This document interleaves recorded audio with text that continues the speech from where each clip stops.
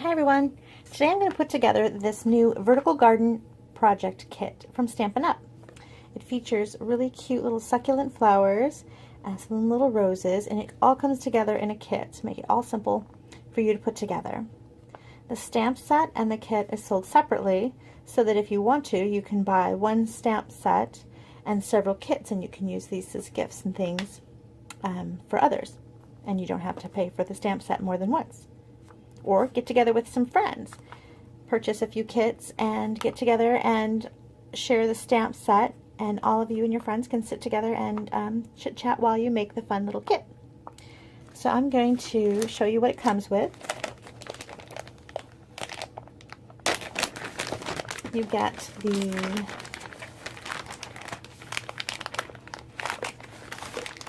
tray for your vertical garden. See what it measures here. It's just under 13 inches in length and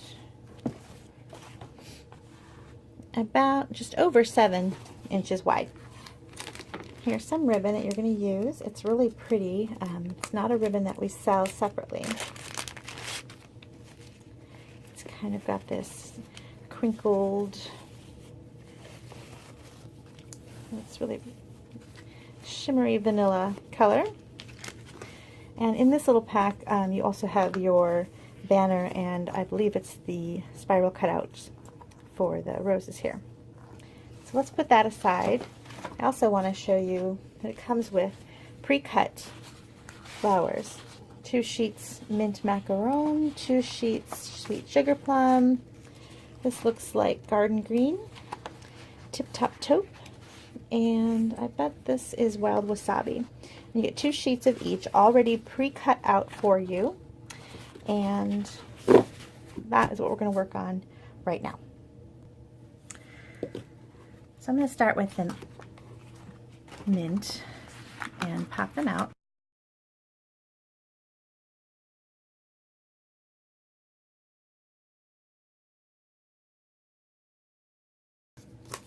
Okay, these are our flowers.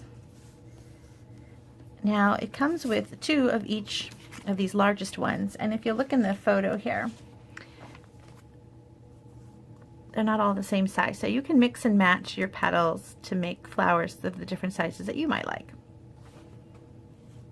One thing they don't do here, but that I'm going to do, is I'm going to sponge the edges of my flowers. I want to make them look more like succulents, more realistic, I guess. You don't have to do that. It's super cute without doing that, but I've seen so many of these little plants online that have little purple edges and green, and they're just so pretty, and I have decided that I want to go ahead and give that a try.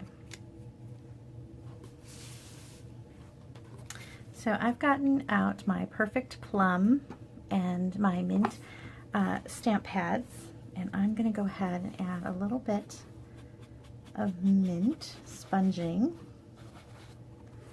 on here.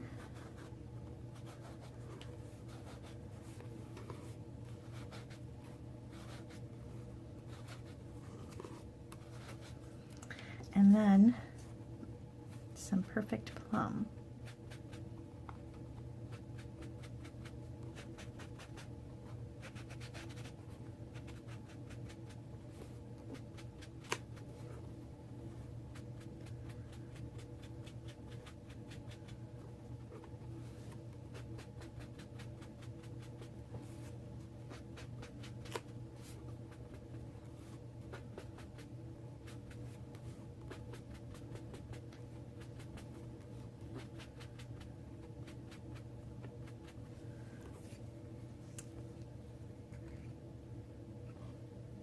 There you go. Just adding a little bit. You're going to layer, and I can decide later on if I need more. But doesn't that really add some depth to that paper? I'm going to keep going. I'm going to fast forward so you don't have to watch me sponge all of these little petals.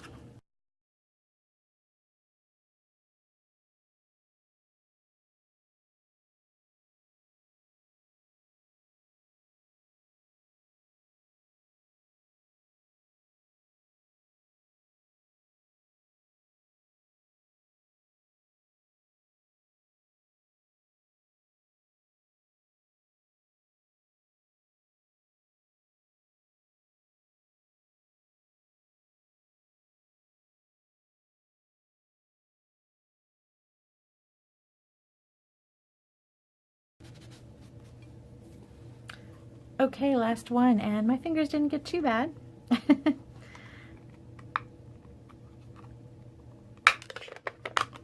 There we go. I want to talk to you really quickly about the sponges. Oops, wrong catalog. Sponges come here in the tool section,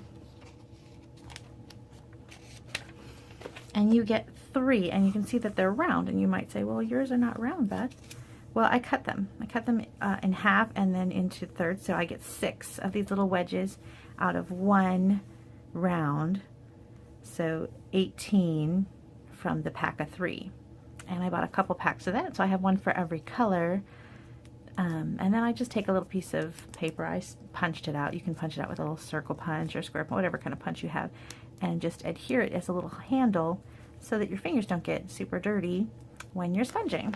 So the Stampin' sponges are great for that, and just punch out yourself a little handle and you're good to go. I store mine in a little box. Each one has its own individual color with a matching dauber. So there's my Perfect Plum Space. This one actually is an old color called Certainly Celery, but it was the closest to mint, and rather than make another one, I just kind of cleaned it up a little bit, and then I use it for the mint.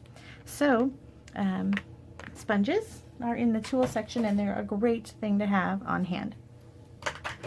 That little case, by the way, was from the Container Store, and it was in their jewelry organizer section. Okay, so those are my little petals. The next thing you're going to want to do is find out which groupings you want them to be together. So I've got 2 of the large ones, and you might want to make them each about, well, here, let's decide. How many layers do you want on your flowers?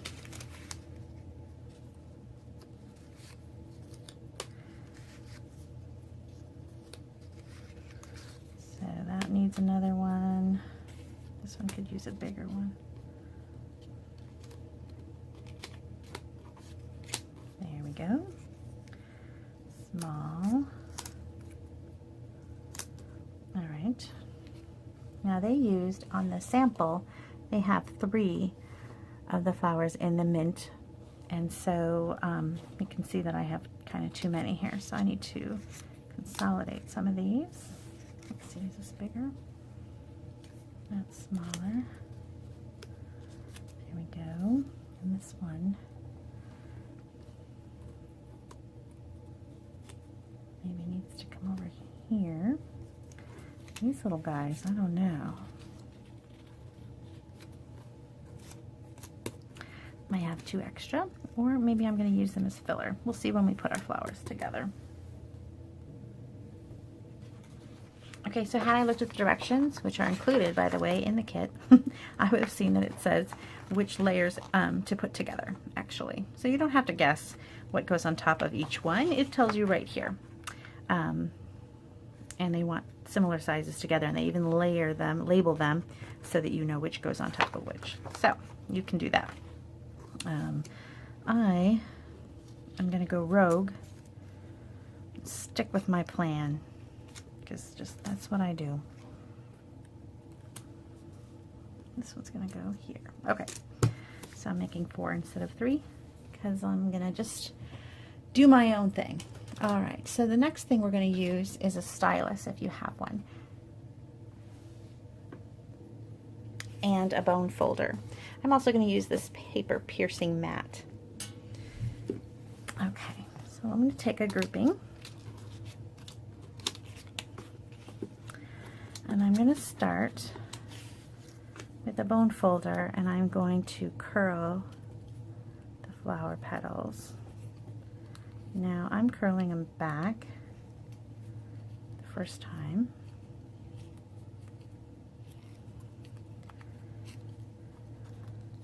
Because then when you take your stylus, you're going to poke and trying to turn this into a cup. You see what I'm doing? I'm just kind of poking around the edge, and that is going to cup my flowers up a little bit. Like that. All right.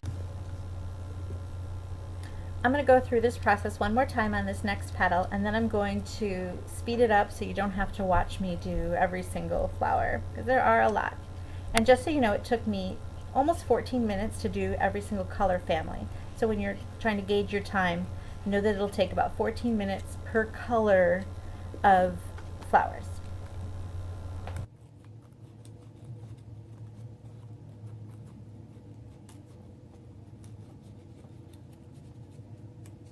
If you don't have a stylus, you can use the tip of your bone folder or an eraser, end of a pencil. That'll work too. See, and they're going to end up layering like so.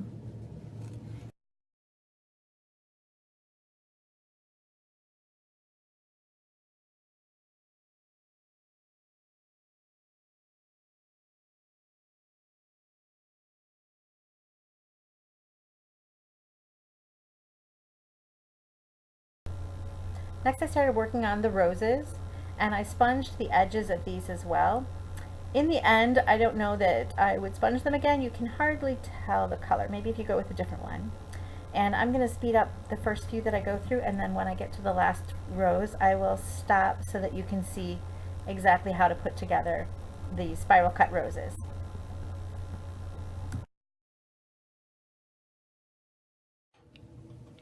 Okay, I have a few flowers left, so we're going to work on that. First thing I do is just kind of help it with the bending process by running it along my bone folder. See how it's starting to curl up all by itself? It wants to be a rose.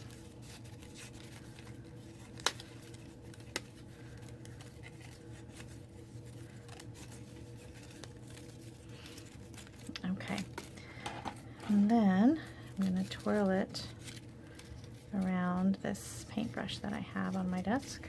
Oops.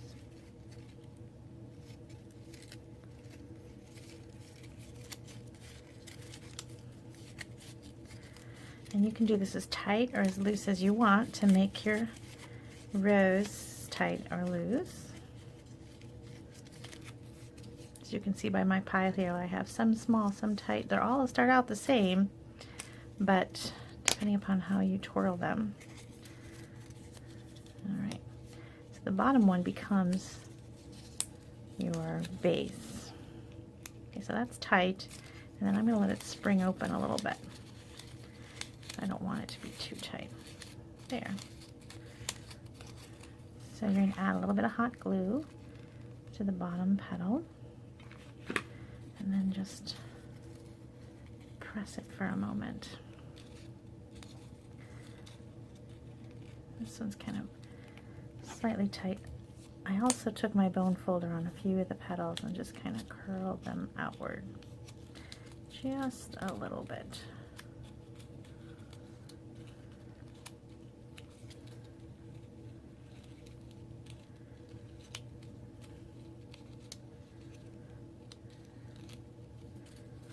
Okay, so there's that one. That one's tight. I think I'm going to do another one loose.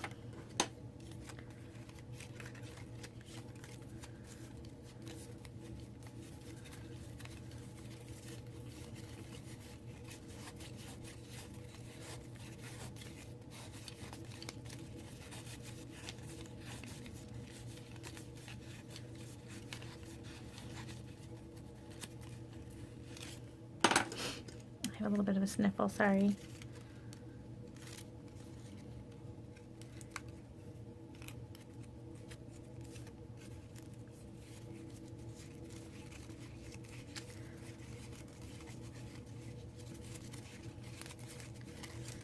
All right. Holding this one pretty loosey-goosey. I'm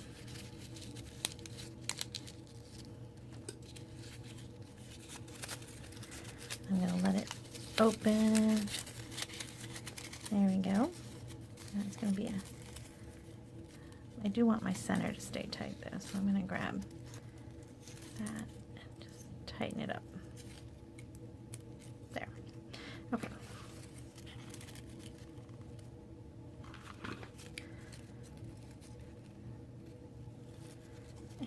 press that tight center right to the bottom there and hold it for a second so the glue dries.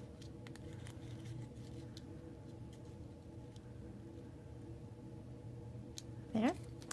It's a nice thing about hot glue guns, the glue dries really fast. And I'm going to open some of these petals a little bit. Oops, I accidentally got a little kink in there.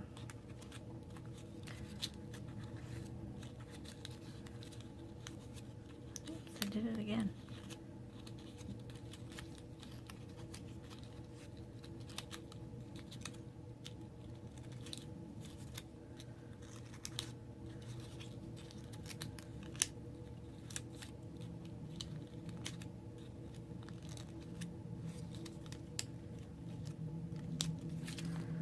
That is a more open flower.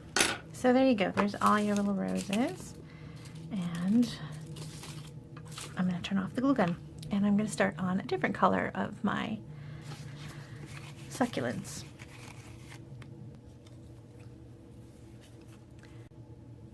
For the garden green succulent flowers, I decided to sponge a little bit of white craft ink onto the petals. I looked online for some actual plants to see, you know, what types of shading the succulent flowers, succulent petals, I guess they're not really flowers. Well, I don't know. Anyway, I looked up some online and I saw that some of the darker greens had white accents. So that is what I did here, and I just went around and put a little bit of white on the garden green. And you can kind of see how that shows up here. I think sometimes succulents look a little dusty, so it kind of gives them that dusty look. And I'm going to arrange these as suggested. Once again, I'm going to speed this up so you don't have to watch me rearrange the flower petals and all the different sizes.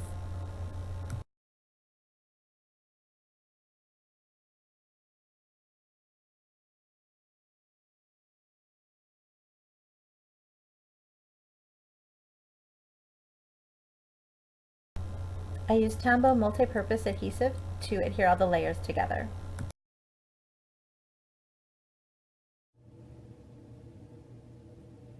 Okay, so I stopped the video for a while so that I could finish up all these flowers. You didn't want to watch me make them all, I'm sure.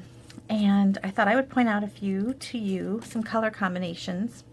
This was the Tip Top Taupe cardstock, and I added some rich raspberry ink to the tips.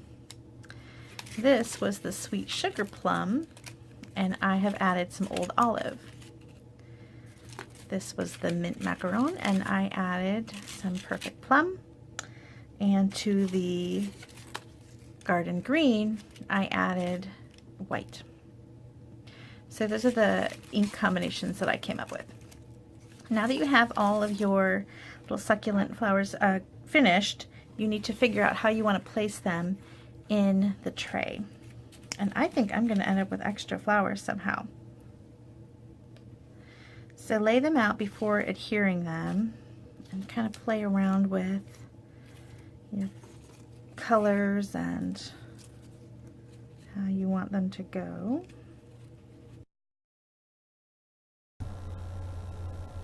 I think arranging the flowers was one of the hardest parts of the project. I kept changing my mind and moving them all around. It was so much fun to play with, but I love how it turned out in the end.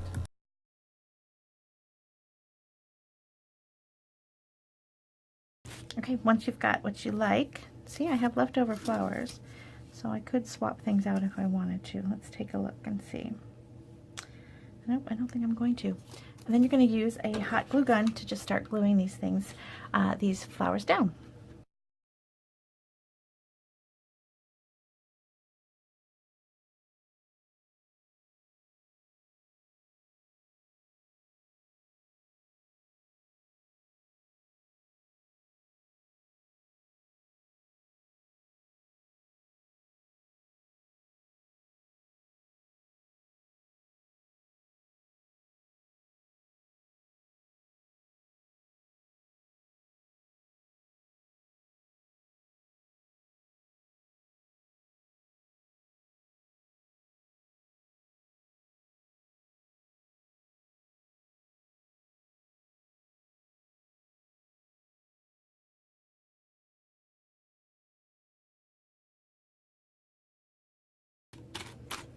Okay, they're all down and in place. I like how that looks. And I'm going to turn it sideways so you can see it.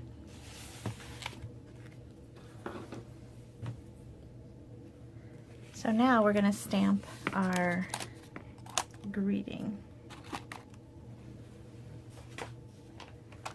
This is the Vertical Garden stamp. And you get 2 of these in case you make a boo-boo.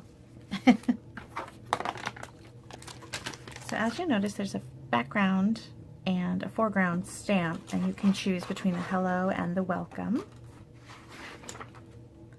The color choices that they recommend for this are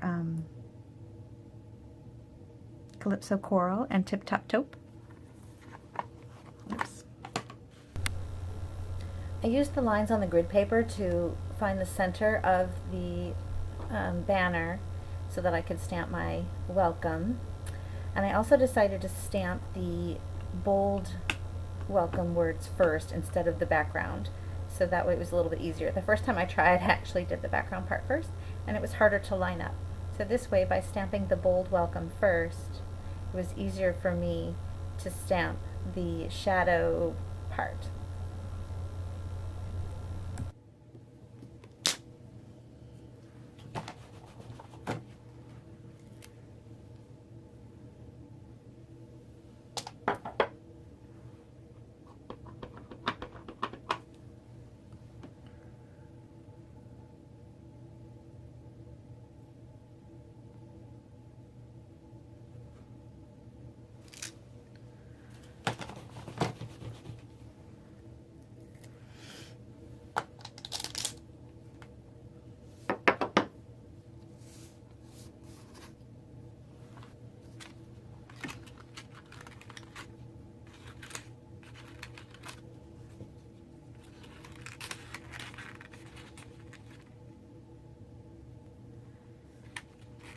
Do it here. So they recommend curving the banner slightly. I'm actually going to put a fold there, I think. Well, maybe not. Okay, I'm going to add a little bit of hot glue. Right along here and right along here. And it says to bend it slightly in the middle, so it kind of puffs out a little bit. And attach. That is really sweet. Okay, that's it for hot glue. Let's turn that off. And now we need the ribbon. Really pretty.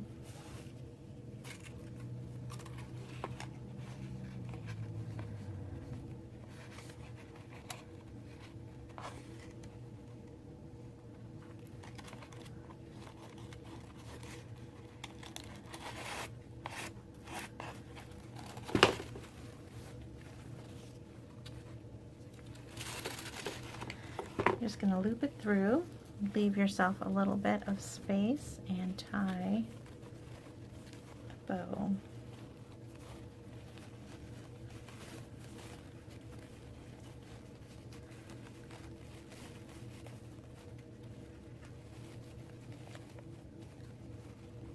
I like that this ribbon is kind of a crinkled, is it silk, is it taffeta? I'm not sure, but it's kind of crinkled looking, which kind of makes it fun. Let's see if my bow is how I like it. I think that's good. Now let's go hang it up. And here it is on the door. Be sure to check out this project and many more at www.bethspapercuts.com. Thank you so much for watching.